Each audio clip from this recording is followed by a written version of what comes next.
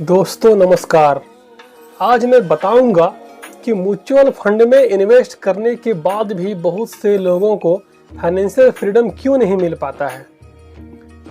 लोग तो जानते हैं कि भाई म्यूचुअल फंड में यदि आप कंटिन्यू इन्वेस्ट करते रहे तो फाइनेंशियल फ्रीडम आपको मिलना लाजमी है, वो तय है। बट बहुत सारे केसेस आपको ऐसे मिलेंगे जहां पे म्यूचुअल फंड में निवेश करने के बाद भी लोगों को फाइनेंशियल फ्रीडम नहीं मिला है। वो क्यों नहीं मिला है, उसके पीछे क्या क्या कारण हो सकते हैं, क्या उन कारणों में से कोई ऐसा कारण तो नहीं है जहां पे आप भी उसका शिकार हो सकते हैं। आप भी, आपकी जो स्ट्रेटेजी है म्यूचुअल फंड में, कहीं उन स्ट्रेटेजीज में से एक आध मिस्टेक आप भी तो नहीं कर रहे हैं जो कि भविष्य में आपको भी नुकसान हो जाए लंबा वाला।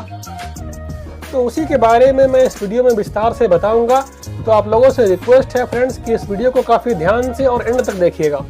और जो लोग मेरे चैनल पे नए हैं उनसे भी रिक्वेस्ट है कि मेरे इस चैनल को सब्सक्राइब कर लीजिए, बेल आइकन को ऑन कर लीजिए, ताकि मैं जब भी ऐसा वीडियो अपलोड करूं तो वो आपके तक पहुंचती रहे आसानी से। तो चलिए शुरू करते हैं। देखिए, सबसे पहला कारण है म्यूचुअल फंड का फाइनेंशियल फ्रीडम का न मिलना, वो है कि लंबे समय तक लोग यहाँ टिक नहीं पाते हैं। मार्केट में आते तो बड़े जोश खरोश से हैं, लेकिन वो लंबे समय तक टिक नहीं पाते हैं, जो एक सबसे बड़ा कारण है म्यूचुअल फंड में फाइनेंशियल फ्रीडम न मिलने का। देखिए, यदि आपको ये लगता है कि 2-4 साल 5 साल के लिए यहाँ पे आएंगे और पैसे को इन्वेस्ट करेंगे और 2-4-5 साल में अच्छा खासा कॉर्पस बनेगा और मेरा काम हो जाएगा, तो ये नहीं हो सकता है। प्लीज़ आप इस सेक्टर में मत आइए, ये मेरी आपसे रिक्वेस्ट है हाथ जोड़ करके। क्योंकि आप इस सेक्टर में आइएगा, फाइनेंशियल फ्रीडम नहीं मिलेगा, आप म्यूचुअल फंड सेक्टर को गालियां दोगे और लोगों में ये भ्रम फैलाओगे कि ये अच्छा चीज़ नहीं है, यहाँ पे नहीं आना चाहिए, यहाँ पे नुकसान है, कोई फ़ायदा नहीं है, वगैरह वगैरह बहुत सी बातें होती है। तो इसलिए आपसे मेरा रिक्वेस्ट है कि जिनके पास 5 साल से कम का समय है वो लोग इस सेक्टर में ना आए तो ज़्यादा बेहतर है। यहाँ पे 2-4 साल 5 साल में कुछ होने वाला नहीं है। सारा का सारा जो पावर ऑफ कंपाउंडिंग है ना, वो लंबे समय में काम करता है। जितना लंबा समय दोगे, आपका जो कैपिटल है, मूलधन है, वो मल्टीप्लाई होता चला जाएगा। तो नंबर 1 कारण तो है कि लंबे समय तक म्यूचुअल फंड में टिक करके नहीं रहना। नंबर 2 कारण है कि मार्केट थोड़ा सा भी अप डाउन हुआ और आप डर गए, पैसे को निकाल लिए। जिस तरह की अभी का जो सिचुएशन है, करंट में जो हालात हैं, वो मार्केट थोड़ा डाउनफॉल की ओर है। करीब स्मॉल कैप्स अपने हाई लेवल से 20% तक टूट गए हैं। तो लोगों को लग रहा है कि स्टॉक मार्केट यहाँ से अब खत्म हो जाएगा, अब यहाँ से जीरो हो जाएगा। तो डर से कुछ लोग अपने SIPs को डिसकंटिन्यू कर रहे हैं। बहुत सारे लोग तो अपने पैसे को निकाल भी चुके हैं। तो दूसरा सबसे बड़ा कारण ये है कि कुछ लोग, क्या होता है कि मार्केट जब अप की ओर जाती है ना, तो वहाँ भी लगता है कि अच्छा 1 लाख रुपए लगाए थे, अरे ये तो 2 लाख रुपए हो गए, 1 लाख निकाल लेते हैं। फिर थोड़ा सा बढ़ा, 10-20 हज़ार रुपये, अच्छा और बढ़ गया, निकाल लेते हैं। उस तरह का यदि आप काम कीजिएगा तो कभी भी आपको फाइनेंशियल फ्रीडम नहीं मिलेगा। इस बात की मैं श्योरिटी देता हूँ आपको। मार्केट का चाल ही जिग-जैग वाला है। यदि इसको आप नहीं समझ पाइएगा तो फिर फाइनेंशियल फ्रीडम कभी मिलने से रहा। मार्केट का चाल कभी भी एक लगातार नहीं चलता है, वो जिग-जैग में चलता है। आपको क्या करना है ये मैं बता रहा हूँ कि आपको कंटिन्यू इसमें बने रहना है लंबे समय के लिए। मार्केट अप हो तो भी, डाउन हो तो भी, कुछ भी हो, आपको यहाँ कंटिन्यू बने रहना है। ये भी एक बहुत बड़ा कारण है। तीसरा जो सबसे बड़ा कारण है वो है बेस्ट फंड सिलेक्शन का ना होना। जैसे होता क्या है कि आपको लगा कि अच्छा SBI का जो AMC है तो बहुत अच्छा है, चलो मानता भी हूँ कि SBI भारत में नंबर 1 AMC है। बट उस SBI AMC के अंदर 25 से 30 कैटेगरीज के म्यूचुअल फंड हैं। अब आप चल गए किसी सेक्टोरियल वाले फंड में, किसी ऐसे फंड में चले गए जो विदेश में पैसा निवेश करता है, किसी ऐसे फंड में चले गए जो एक खास जगह पे पैसा निवेश करता है, तो कभी भी आपको फाइनेंशियल फ्रीडम नहीं मिलेगी। ये बात को आप लिख के रख लीजिएगा। फाइनेंशियल फ्रीडम आपको तभी मिल सकती है जब पैसा आपका डाइवर्सिफाई इक्विटी में जाएगा, स्मॉल कैप, मिड कैप में जाएगा। आप चले गए लार्ज कैप में, तो भाई लार्ज कैप में जो जिन कंपनियों का स्टॉक उन्होंने लिया है वो तो ऑलरेडी मिलेनियर्स है ना।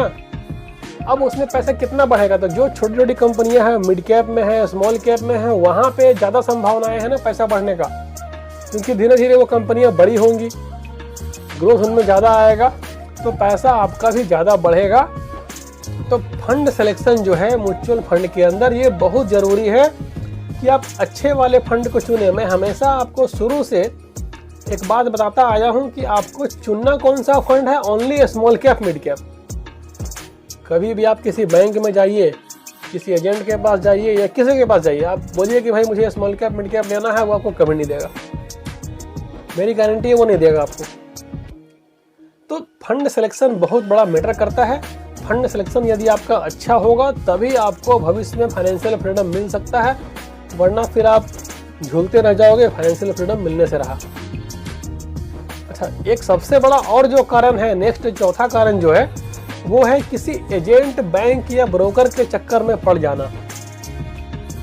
आपने मेरा वीडियो देखा, आपको लगा अच्छा म्यूचुअल फंड तो अच्छा है, बट कहाँ से करना है, कैसे करना है, खोपड़ी में घुस नहीं रहा है, तो चले गए किसी बैंक में, कभी गए वहाँ देखे अच्छा यहाँ तो म्यूचुअल फंड का काउंटर लगा हुआ है, वहाँ चले गए, वो आपको कोई ना कोई ऐसा प्लान चिपकाएगा जहाँ पे उनका कमीशन ज़्यादा होगा।